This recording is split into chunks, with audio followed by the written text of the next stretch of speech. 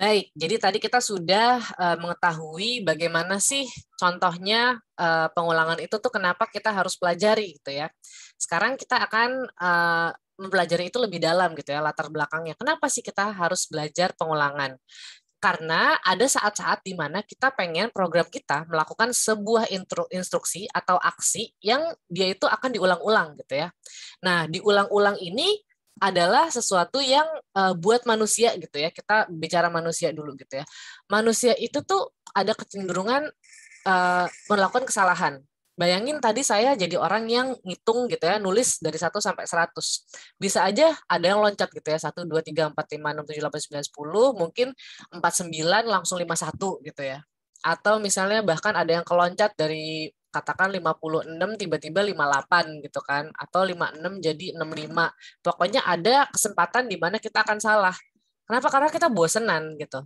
Kalian kalau misalnya bilang saya tuh orangnya bosenan gitu, that's normal gitu kan ya, ya karena manusia itu tuh sebenarnya eh, tidak dirancang untuk melakukan sesuatu tuh yang berulang-ulang gitu sifatnya. Kita tuh karena ada letihnya, ada bosennya, ada pengen kesempatan nyari yang lain, ada nggak sih kayak gitu.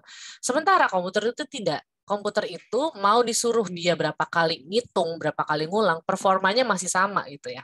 Selama misalnya baterainya cukup gitu kan ya. Selama dia on-the-nya aman gitu. Performanya itu akan cukup gitu.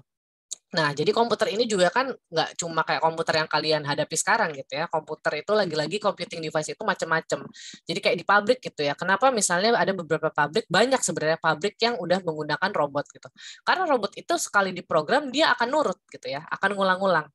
Nah, yang penting di sini adalah bagaimana caranya kita memberikan instruksi yang baik kepada si robot tersebut atau computing device tersebut agar melakukan apa yang kita inginkan dan dia akan melakukannya secara konstan gitu. Jadi dia nggak error atau dia nggak bingung dengan komando kita. Kira-kira seperti itu. Nah, pengulangan itu pertama-tama kita belajar elemennya dulu ya. Elemennya itu ada dua. Yang pertama itu adalah kondisi pengulangannya. Jadi sebenarnya mirip-mirip dengan kondisional. Jadi kita akan pakai kalau di flowchart itu pakai yang apa namanya ini belah ketupat gitulah ya. Ini adalah ekspresi logiknya gitu. Jadi misalnya kita ulang 1 sampai 10 gitu ya. Jadi ekspresi logiknya selama dia itu kurang dari 10 diulang-ulang terus. Kira-kira kayak gitu. Nah, nanti di sini kan kebayang ya. Jadi nanti akan ada dua, ada yang true gitu kan, ada yang false gitu ya. Kalau true kalian ulang gitu kan, kalian lakukan yang namanya di sini. Dia adalah namanya badan pengulangan gitu ya. Itu adalah aksi yang diulang. Kalian nyuruh ngapain gitu. Jadi selama kondisi ini benar, si program ini akan mengulang-ulang aksi yang kalian inginkan.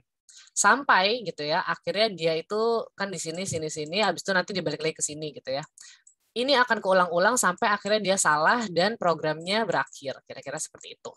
Ya.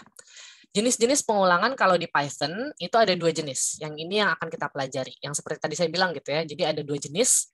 Yang pertama itu berdasarkan bilangan pencacah atau for. Pencacah itu maksudnya pokoknya dihitung dari 1, 2, 3, 4, 5 sampai dengan angka yang kita inginkan. Jadi berhenti di misalnya 1 sampai 10. Begitu dia angkanya 11, dia akan langsung selesai programnya. Jadi dia ngitung cuma sampai 10. Lalu ada juga yang berdasarkan kondisi mengulang di awal, yaitu while gitu. While itu tuh kayak kita bilang selama angkanya bukan angka 10 gitu misalnya ya. Itu dia akan ulang-ulang terus gitu. Tapi dia bukan dalam arti itu belum tentu kayak 1, 2, 3, 4 gitu. Tapi jadi gini, kalau dalam for biasanya kalian itu udah jelas gitu. Kalian mengulang 10 kali misalnya.